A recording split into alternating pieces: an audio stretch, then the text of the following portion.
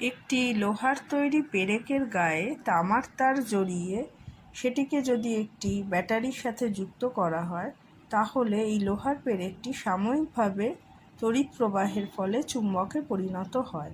তখন একে বলা হবে তড়িৎ চুম্বক। এক্ষেত্রে এই লোহার পেরেকের গায়ে তামার তার জড়ানো হয়েছে এবং তাকে একটি 9 ভোল্টের ব্যাটারির সাথে যুক্ত করা হয়েছে। দেখা যাক এর মধ্যে চুম্বকত্ব এসছে কিনা। সেজন্য এটিকে লোহার তৈরি কয়েকটি আলপিনের কাছে নিয়ে যাওয়া হলো।